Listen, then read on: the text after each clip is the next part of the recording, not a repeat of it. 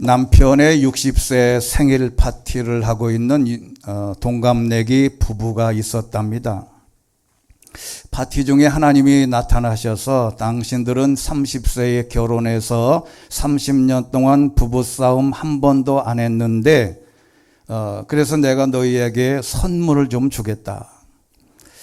그래서 부인에게 그대의 소원이 뭔고라고 물었답니다. 그랬더니 착하고 성실한 여자가 그동안 우리는 너무 가난했어요. 제대로 된 여행 한번 못했는데 남편과 세계 여행을 하고 싶어요. 그랬답니다.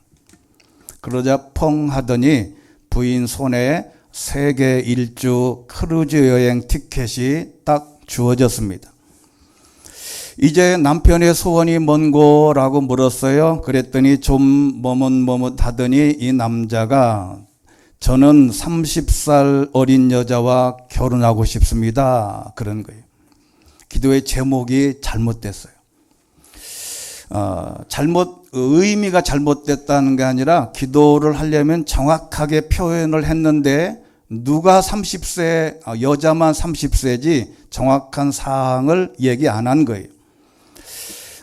그랬더니 잠시 후에 펑 소리가 나더니 보니까 남자가 90세가 된 거예요. 30세는 차이는 맞았는데 여자가 어려진 게 아니고 본인이 30세가 많아진 겁니다. 사람마다 소원이 다릅니다. 남자, 여자 소원이 다르고 사장과 사원의 소원이 다르고 엄마와 아들의 소원이 다릅니다. 하나님의 소원도 사람의 소원도 다른데 잠언 13장 12절에 보면 이런 말씀이 있어요. 같이 한번 읽겠습니다. 시작. 소망이 이루어지지 않으면 마음이 아프지만 소원이 이루어지면 그것은 생명나무가 된다. 할렐루야.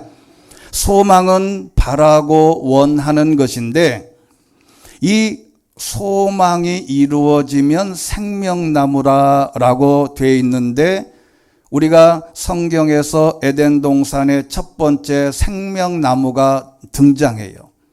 이 생명나무에서 나는 열매를 먹으면 영원히 죽지 않고 계속 사는 거예요.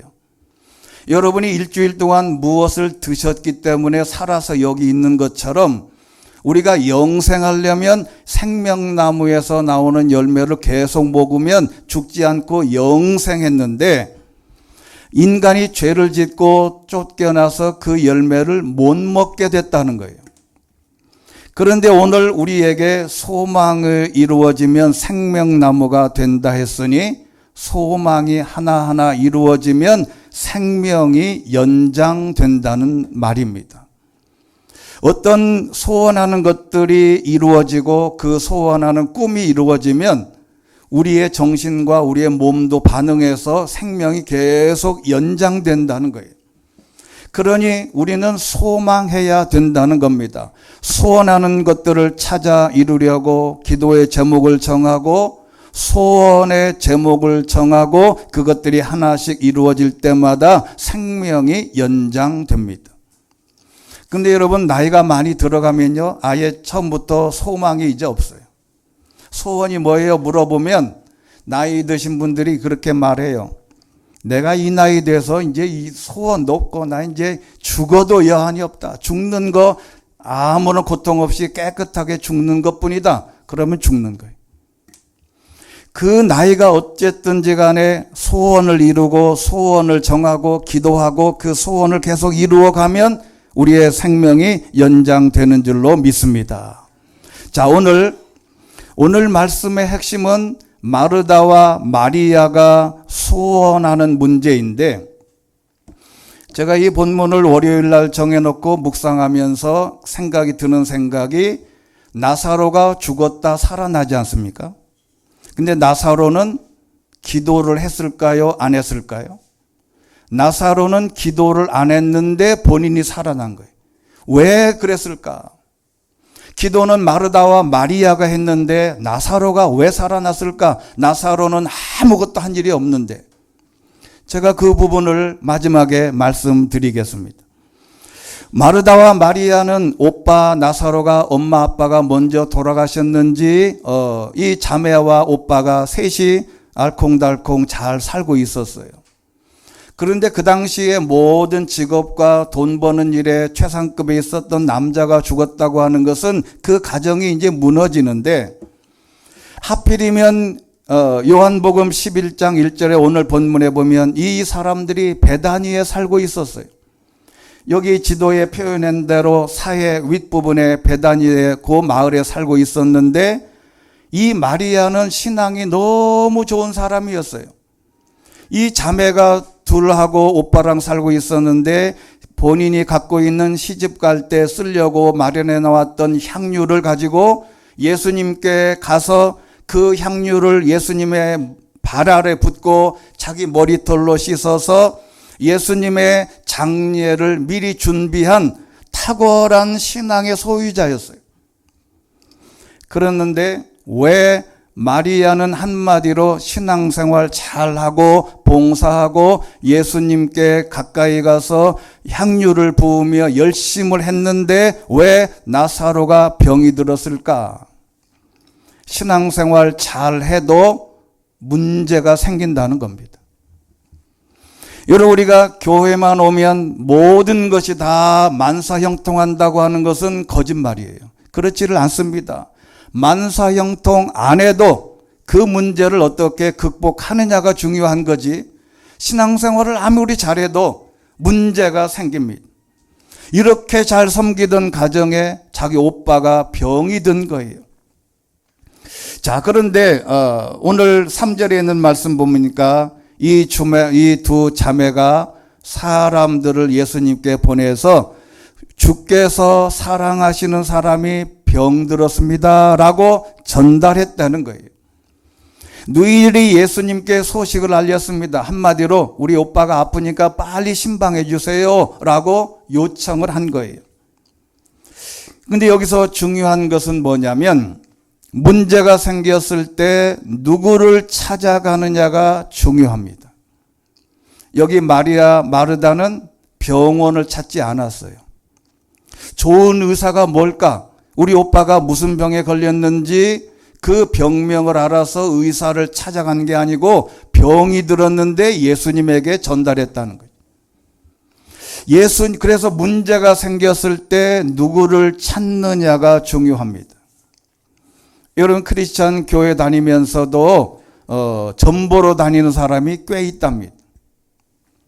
교회 권사님도 전보로 가는 사람도 봤어요.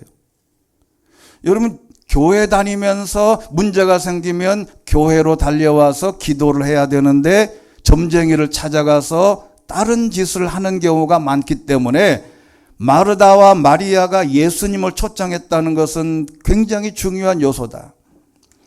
그런데 예수님이 이 말씀을 듣고 금방 뭐라고 말씀하냐면, 이 병은 죽을 병이 아니다.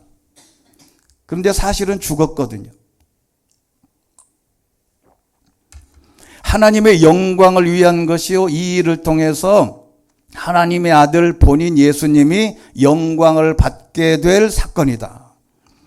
여러분, 문제를 만났을 때 문제를 바라보는 시각이 중요하다. 이 소식을 듣고 난 다음에 내가 어려운 일을 만났을 때 이 어려운 일을 어떻게 극복할 수 있느냐에 초점을 맞춰야지, 이 문제 때문에 내가 망하겠구나 생각하면 안 된다는 거죠.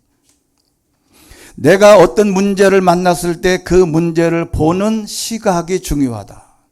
죄송하지만 한번 따라해 보겠습니다. 문제를 바라보는 시각이 중요하다. 예수님이 그 문제를 딱 바라보고 나서 이건 죽을 병이 아니다, 이건 하나님의 영광을 위해서다 라고 진단을 한 겁니다. 그런데 6절에 있는 말씀 보면 나사로가 아프다는 말을 들으시고도 예수님은 계시던 곳에 이틀이나 더 머무르셨어요. 마르다 마리아가 나사로를 사랑했음에도 불구하고 즉시 움직인 게 아니에요. 여러분, 누가 아프다고 전화해서 누군가를 초청했는데 나 거기 못 갑니다 라고 말을 하면 얼마나 실망하겠어요. 그런데 예수님은 그 말을 아프다는 소식을 듣고도 사랑했음에도 불구하고 즉시 달려가야 되는데 예수님은 이틀이나 더 그곳에 머무셨어요. 예수님은 왜 이런 행동을 하셨을까? 나사로가 아프다는 소식을 듣고 예수님은 왜 신방을 미루었을까? 이 부분을 깊이 묵상해 볼 필요가 있습니다. 예수님은 서두르지 않으셨어요. 뭔가 예수님은 플랜, 계획을 갖고 계셨다. 의도적으로 연기하신 겁니다. 의도적으로 탁월한 연기자가 된 거예요. 예수님이 일부러 연기한 겁니다. 연기가 시간을 연기했다는 게 아니라 배우가 연기하는 그런 연기를 말하는 거예요. 예수님이 뭔가 계획을 갖고 있었는데 의도적으로 숨기고 의도적으로 미루고 의도적으로 연기했어요. 그리고 나서 한 걸음 더 하시는 말씀이 유대 지방으로 돌아가자. 여러분, 이 지도에서 볼듯이 유대 지방은 그 마리아가 살고 있었던 벳세다, 그 베단이 그 밑이에요. 그곳으로 가는 게 아니라 엉뚱하게 다른 곳으로 가자. 그래서 제자들이 물어요. 거기 가서 예수님을 지난번에 갔을 때 예수님 본인을 돌로 때려 죽이려고 했었는데 왜 거기를 또 가자고 하냐? 이런 얘기까지 했습니다. 그런데 11절에 있는 말씀 보니까 드디어 예수님이 이렇게 말씀하셨어요. 우리 친구 나사로가 잠들었다. 내가 깨우러 가자. 근데 이미 예수님의 나사로가 죽은 거예요. 친구 나사로가 잠이 들었다. 이 말은 나사로가 세상의 관점으로 봐서는 지금 죽은 건데 예수님을 죽음을 잠으로 잔다고 언급한 거예요. 그렇다면 예수님은 왜 나사로가 죽기까지 기다린 것일까? 왜 예수님은 나사로가 죽을 때까지 기다리고 연기하고 포기하고 신방을 안 가셨을까? 거기에는 몇 가지 뜻이 있어요. 첫 번째는 예수님은 죽어도 인간이 죽었어도 살릴 수 있는 능력이 있었다. 두 번째는 우리의 기도 제목으로 삼고 있는 것들이 아무리 최악의 상황이 돼도 예수님은 해결할 수 있었다. 여러분, 사람들은 자기가 기도해놓고 요거는 이루어질 것 같고 요거는 조금 애매하고 요거는 가능하고 본인이 판단해요. 그런데 예수님은 최악의 상황이 돼도 예수님은 해결할 수 있다. 그 다음에 자기 생각이나 방법을 포기해야 하나님은 역사하신다. 여러분, 어떤 문제가 생기기 시작하면 내 마음대로 내가 뭔가를 해볼 수 있다고 움직이면 움직일수록 헤매요. 예를 들면 이런 겁니다. 여러분, 수렁이나 진흙 수렁에 빠지면 이렇게 엎드려서 이제 헤엄치듯이 걸어 나오라 그래요. 자꾸 발을 빼려고 움직이면 움직일수록 수렁에는 점점 빠져들어요. 여러분, 예수님께서 말씀하신 것은 더 이상 소원이 없어요. 이제는 아팠다 낫는 거 거기까지는 가능했는데 이미 예수님은 인간의 힘으로는 도저히 불가능할 상태가 되기까지 기다리는 거예요. 이 모든 것이 하나님의 손을 쓰지 않으면 인간적인 방법이 없다고 고백하는 순간에 하나님이 일어서신 거예요. 그래서 하나님은 내가 뭔가 노력하면 될 것 같은데 하나님은 거기에는 안 움직이시더라.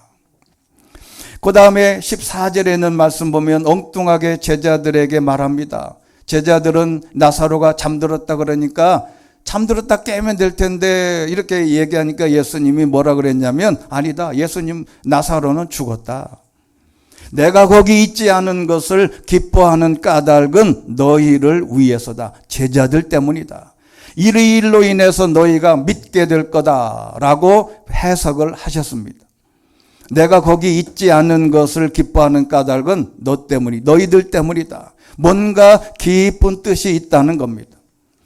그런데 문제는 17절에 있는 말씀을 보면 이렇게 되어 있습니다. 같이 한번 읽어보겠습니다. 큰 소리로. 자, 시작. 예수께서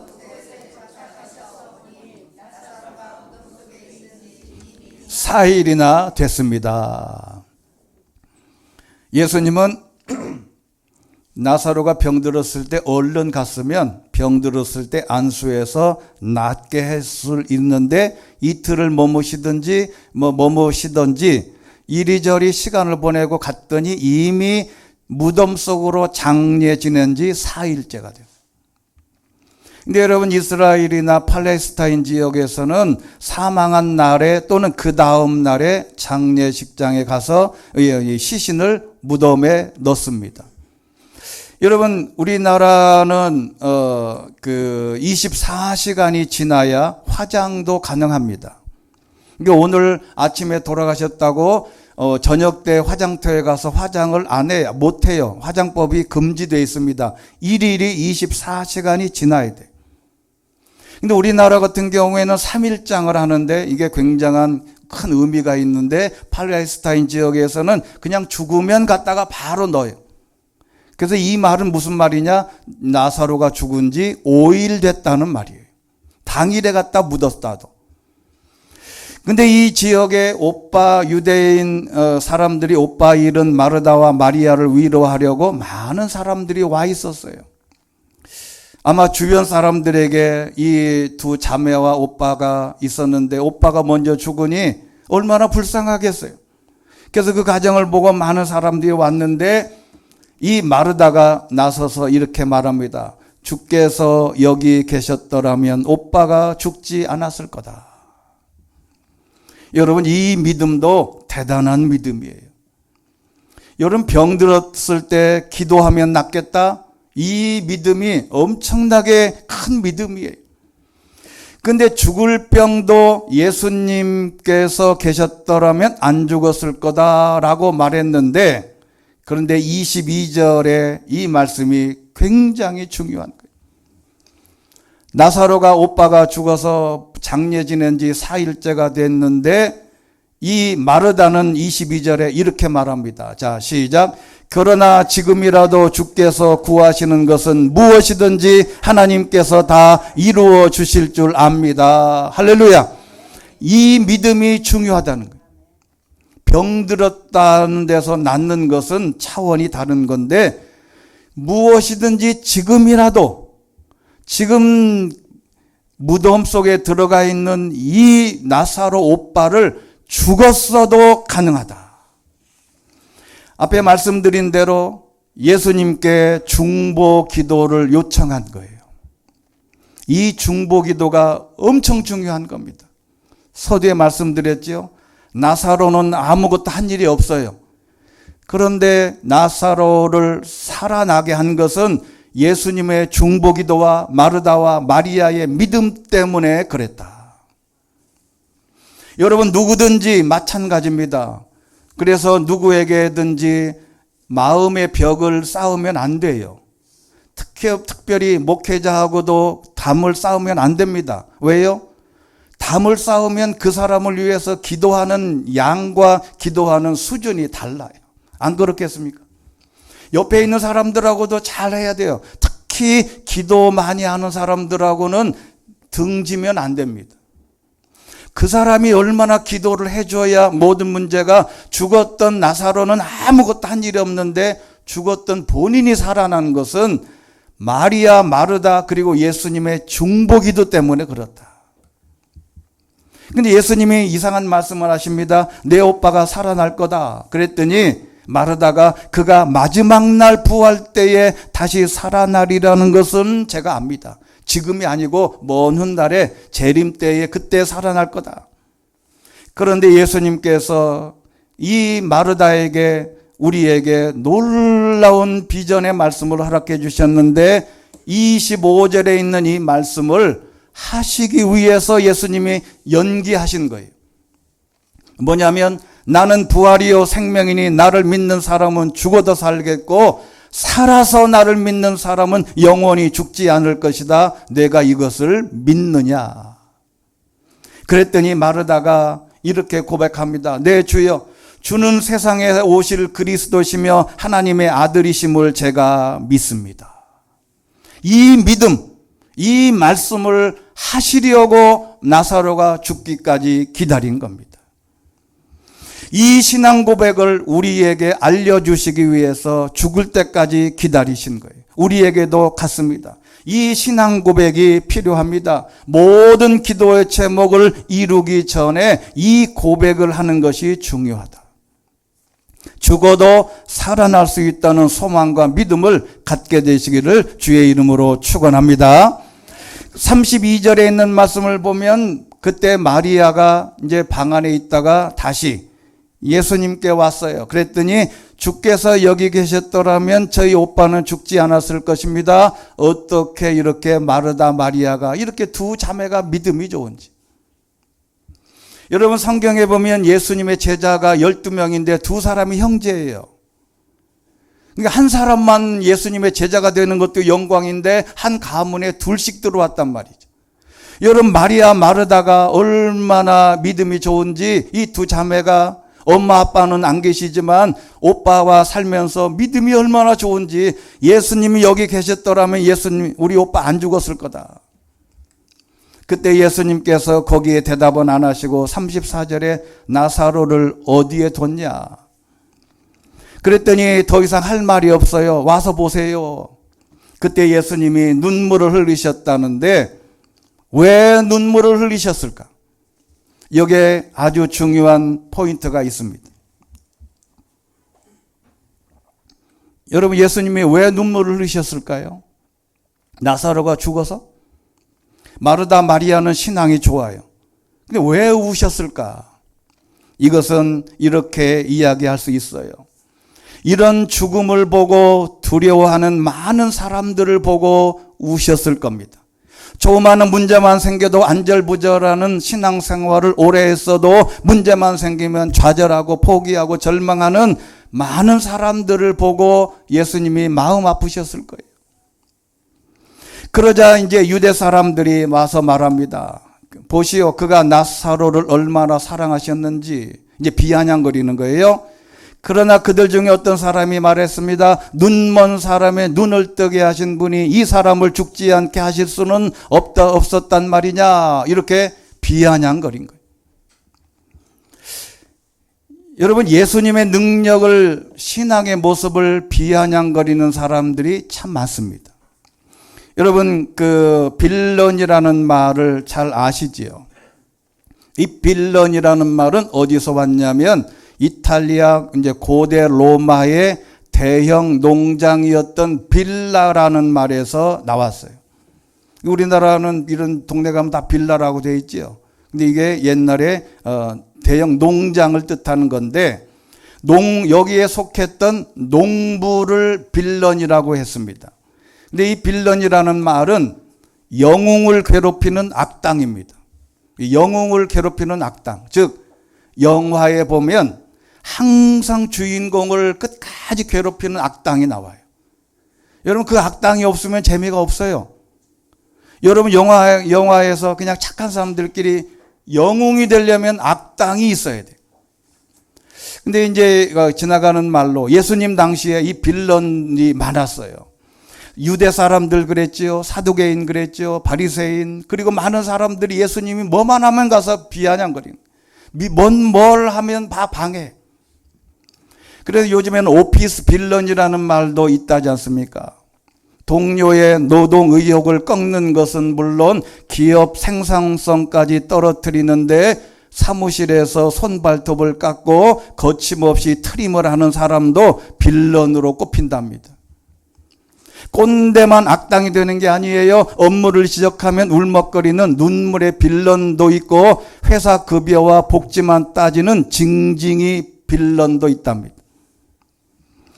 그런데 리크루트라고 하는 이 인력회사에서 이제 한 2년 전에 814명을 설문조사했는데 10명 중에 8명이 말하기를 회사에 오피스 빌런이 있다.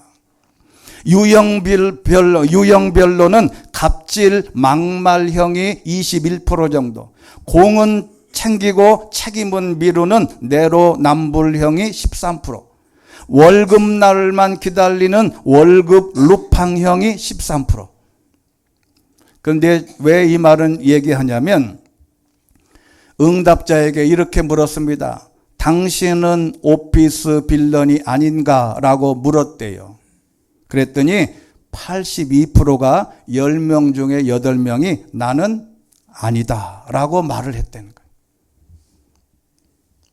여러분, 이게 중요한 겁니다. 그래서 이런 유명한 농담이 있어요. 당신 사무실에 빌런이 하나도 안 보이면 당신이 오피스 빌런이다. 여러분, 교회에서도 이런 빌런들이 많아요. 뭐를 하려고 하면 에이, 목사님 그거 안 됩니다. 해봐도 안 돼요. 누가 장로님이 뭐를 얘기하려고 하면 에이, 장로님 세상을 잘 모르시네. 안 됩니다. 가정에서도 마찬가지예요. 누가 어떤 큰 계획을 딱 얘기하면 잘 될 겁니다 라고 말하지 않고 그거 해봐야 안 됩니다. 아예 빌런이야. 그런데 예수님 곁에 있던 사람들이 빌런이 돼서 비아냥거립니다. 눈뜨게 한 사람도 사람이 일찍 병들었을 때 와서 빨리 병도 못 고치냐. 예수님의 주변에 가서 여러 사람들이 와서 이렇게 따집니다. 여러분, 우리 주변에도 많습니다. 교회 가서 살더니 왜 저 모양이냐. 예수 믿었다는 사람들이 왜 저렇게 어려움이 많냐. 여러 가지로 비아냥거리는데 이런 빌런에 흔들리지 마라. 그래서 오늘에 있는 38절 말씀 보니까 이제 예수님께서 무덤으로 갔어요. 뭐라 그러셨어요? 무덤 입구를 돌로 막아 놓은 동굴이었는데 돌을 옆으로 치워라. 유대의 지방의 무덤입니다. 우리는 그냥 땅속에 확 묻지만 이 사람들은 석회 동굴을 파서 그 다음에 넣고 이걸 닫는 거예요. 한 사람만 넣는 게 아니에요. 여기에다가 형제도 넣고 다 넣어요. 한 사람만 하는 게 아니고 여러 사람을 넣을 수도 있어요. 왜 넣어놓으면 바싹 말라서 이제 이렇게 미라가 되니까. 그런데 죽은 사람 누이 마르다가 이렇게 말합니다. 하지만 주여, 그가 여기 있는지 이제 벌써 4일이나 돼서 냄새가 납니다. 마르다는 죽어도 살리겠다는 믿음이 있었지만 설마 썩어 냄새나는 시체도 살리겠냐 이 말이죠. 여러분, 우리의 기도 제목도 마찬가지입니다. 설마 이게 이루어질까? 설마. 기도의 제목 요 수준까지는 괜찮은데 설마 이것까지. 하나님은 설마를 넘어시는 것인 줄로 믿습니다. 40절에 있는 말씀, 39절에 있는 말씀 보니까 4일이나 돼서 먼저 냄새가 난다. 예수님이 말씀하셨어요. 믿으면 하나님의 영광을 볼 것이다. 썩은 시체도 살아날 것이라고 믿으면 하나님의 영광이 나타나게 되는 줄로 믿습니다. 그리고 41절, 이제 여기가 진짜 중요합니다. 예수님이 중보기도 하는데 첫 번째 기도의 내용입니다. 하나님 아버지를 불러요. 아버지께서 내 말을 들어주신 것을 감사합니다. 이게 기도의 출발이에 기도의 소원을 이루는 첫 번째 조건입니다. 예수님의 기도의 방법인데 우리가 기도의 응답을 받으려면 먼저 감사 기도를 해야 된다. 간구 기도가 아니라 감사 기도가 먼저다. 응답받은 줄로 알고 이미 과거형으로 기도했다. 마가복음 11장 24절 시작. 그러므로 내가 너희에게 말한다. 무엇이든지 너희가 기도하고 간구한 것은 이미 받은 줄로 믿으라. 그리하면 너희에게 그대로 이루어질 것이다. 할렐루야. 두 번째는 아버지께서 언제나 내 말을 들어주신다는 것을 내가 압니다. 여러분, 이게 얼마나 하나님하고 가까워야 될까요? 여러분들 어머니 아버지에게 가서 무슨 말을 하든 엄마 아빠는 내 말을 다 들어준다. 특히 요즘에 이제 딸 바보라는 용어가 많잖아요. 그러니까 4-5살짜리 딸이 아빠가 딸을 그렇게 이뻐한대요. 그러면 엄마가 무엇가 안 되면 이 아이한테 말해요. 야, 오늘 먹고 싶은 거 내가 이제 엄마가 짜장면이 먹고 싶다. 그러면 엄마가 아빠한테 가서 짜장면 먹자 그러면 아빠가 안 들어준대. 그럼 누구를 꼬시면 돼요? 딸한테. 야, 아빠한테 가서 짜장면 먹자고 해. 그러면 이 딸이 가서 아빠 오늘 짜장면 먹자. 그러면 아빠가 오케이. 그러고 간다는 거예요. 이 말이 중요한 거예요. 예수님은 내 말을 언제나 들어주신다는 확신을 가져야 된다. 그리고 세 번째는 여기 둘러서 있는 사람들을 위해서다. 네 번째는 나를 보내셨다는 것을 그들로 하여금 믿게 하려는 거다. 이 모든 일들이 하나님의 영광을 위해서 이렇게 하는 거다. 예수님의 이러한 기도의 제목으로 하나님께 기도한 거예요. 우리가 기도할 때 뭐라고요? 첫 번째는 간구 기도가 아니라 감사 기도가 먼저다. 그리고 두 번째는 하나님은 내 말은 반드시 들어준다. 내가 잘못하든 실수를 했던 것이 간에 하나님은 내가 기도하면 다 된다. 그리고 세 번째는 많은 사람들이 빌런들이 나가 떨어지는 거예요.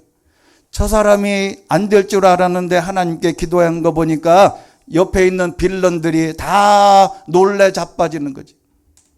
그리고 중요한 것은 이것은 하나님이 나를 예수님을 세상에 보내셨다는 것을 믿게 하는 거다. 소경이 낫고 문둥병이 낫고 안진병이가 일어나고 많은 사람들이 고쳐도 사람들이 더 이상 안 믿어. 마지막에는 죽은 사람을 살려내니까 이제는 살아나더라. 이게 사람들이 믿게 되더라. 제자들까지. 그리고 43절이 중요합니다. 나사로야 나오너라. 이 말은 선포하라는 겁니다. 여러분 생각을 해보세요. 예수님이 무덤을 다 옮겨놔라. 그래서 사람 다 옮겨놨어요. 냄새 나도 안 됩니다. 걱정하지 마라. 옮겨놔라. 다 열어놨어. 그래 놓고 예수님이 나사로야 나오너라 그랬는데 안 나오고 가만히 있으면 어떻게 될 뻔했어요. 여러분 이게 굉장히 중요하다니까요. 이게 말은 뭐냐면 선포해라. 선포가 중요하다. 병이 나을 것이다. 이 문제는 해결될 거다. 나는 결혼할 수 있다. 나는 합격할 수 있다. 나는 승리할 수 있다. 선포하게 되시기를 주의 이름으로 축원합니다. 이것을 내가 어떤 상황을 시뮬레이션을 먼저 해서 먼저 계속 말을 하는 거예요. 그러면 그 말하는 현상이 어떻게 시체에서 냄새나는 나사로야 나오너라 라고 말할 수 있느냐. 이 믿음이 중요하다. 44절 드디어 죽었던 나사로가 걸어 나옵니다. 손발에 배에 감겨 있고 얼굴은 천으로 쌓여 있어요. 예수께서 그들에게 말씀하셨습니다. 그를 풀어 다닐 수 있게 해라. 지구 역사상 가장 위대한 상황을 보게 된 것입니다. 죽었던 나사로가 손발은 배에 감겨 있고 얼굴은 천으로 쌓여진 채 걸어 나오게 되는 기적을 맛보게 된 것입니다. 여러분 우리는 기도의 제목을 이루고 열매를 맺으려면 마르다와 마리아가 기도의 제목을 이루어지는 과정을 깊이 묵상하고 그대로 따라할 필요가 있다. 첫 번째, 문제가 생기면 예수님을 찾아라. 두 번째, 아무리 상황이 최악의 상황이어도 그 문제를 기도하면 된다. 그리고 하나님 앞에 기도할 때 감사 기도를 해라. 그리고 감사 기도를 하고 난 다음에 이 모든 것이 하나님의 영광을 위해서 한다고 하는 확실한 믿음 고백, 하나님은 내 기도를 들어주신다. 죄송하지만 한 번 더 따라해 보겠습니다. 하나님은 내 말을 반드시 들어주신다. 여러분 이 믿음을 꼭 가져야 돼요. 하나님은 나 다른 사람은 잘 몰라. 내 말은 하나님은 잘 들어주실 거야. 마지막 예를 하나 말씀드리겠습니다. 영국의 한 도시에 교회가 있었는데 그 옆에 술집을 개업하더랍니다. 술 좋아하는 사람들이 예배 시간이 됐는데 교회는 안 오고 술집에 바글바글한 거예요. 예를 들어서 옆에 있는 우리 교회 옆에 술집이 들어왔다고 생각해봐요. 근데 예배 시간에 막 여기서 음악 틀어놓고 술 마시고 막 그런 거예요. 그래서 이제 목사님이 이렇게 광고를 늘 했어요. 예배 시간마다 늘 방해가 되니까 옆집에 술집이 문을 닫게 해달라고 매 예배 때마다 성도들에게 얘기하고 성도들과 함께 심야 기도해서 합심해서 기도했는데 시간이 지나서 얼마 안 돼서 진짜 술집에 손님이 점점 줄더니 술집이 망한 거예요. 평소 옆 교회에서 술집 문 닫게 해달라고 기도했던 걸 알았던 술집 주인이 교회를 상대로 손해배상 청구를 소송을 한 겁니다. 이 술집 주인이 술은 팔지만 믿음이 얼마나 좋은지 우리 술집이 망한 게 내가 영업을 잘못해서가 아니고 이 교회에서 기도해서 망했다는 거예요. 그 법정에 고소한 거예요. 그러니까 여러분 어떻게 판결하겠어요? 그런데 술집 주인은 교인들의 간절한 기도 때문에 자신들이 망했다고 주장했는데 교인들은 아니라는 거예요. 교인들은 우리가 기도는 했지만 설마 기도 때문에 정말 망했겠냐라고 변호사를 통해서 변론을 한 거예요. 여러분, 우리가 기도해놓고 진짜 이런 경우가 많아요. 제가 부목사로 있을 때 어느 권사님이 진짜 오늘 내일 해서 아프셔. 그래 병원에 신방을 갔어요. 그래서 신방을 갔는데 그 옆에 있는 권사님들하고 가서 막 손을 얹고 기도하고 믿습니다. 기도하고 살아날 겁니다. 염려할 거 없어요. 기도하면 됩니다. 라고 기도하고 딱 나오는데 병실문 딱 나서서 권사님이 제 귀 속에 그렇더라고요. 이렇게 얘기하더라고요. 곧 죽겠지요. 그러더라고요. 내가 지금까지 기도하고 한 거는 뭔데 내 귀 속에다 대고 곧 죽겠지요. 여러분, 교인들이 기도했는데 설마 기도 때문에 망했겠냐? 변론했어요. 그런데 재판이 끝나고 판사가 판결을 내리기 전에 이렇게 얘기했답니다. 술집 망한 이유를 떠나서 술집 주인의 믿음이 교인 여러분보다 믿음이 더 좋더라. 여러분, 우리가 무엇을 기도하든 상황이 어떻든 믿음으로 기도해 놓고 우리는 그 기도가 이루어질 때까지 기도하고 믿고 믿음으로 나가는 게 중요하다. 그 소원이 하나 이루어지면 여러분의 생명도 1년 연장될 겁니다. 여러분, 이것이 성경의 원리예요. 그렇다면 우리도 올 한 해 동안 내가 정해놓은 기도 제목 이루어져서 생명도 연장되고 우리의 삶에도 하나님이 주신 풍성한 많은 열매 맺게 되시기를 주의 이름으로 축원합니다. 전능하시고 자비로우신 하나님 아버지, 오늘도 저희들이 믿음 안에서 마리아 마르다가 죽었던 나사로를 살릴 만큼 믿음의 소유자였고 예수님께 이 문제를 가져와 예수님의 중보 기도로 나사로가 살아났습니다. 나사로는 아무런 한 일도 없습니다. 기도한 일도 없습니다. 그러나 마리아의 믿음과 예수님의 중보 기도로 나사로가 살아난 것처럼 우리도 중보 기도를 통해서 누군가가 나를 위해서 기도하고 나도 누군가를 기도해서 죽었던 나사로, 냄새 나는 나사로 시신이 걸어 나오는 놀라운 기적을 맛보게 되는 귀한 믿음의 성도들 되게 하여 주시옵소서. 예수 그리스도의 이름으로 기도드리옵나이다. 아멘.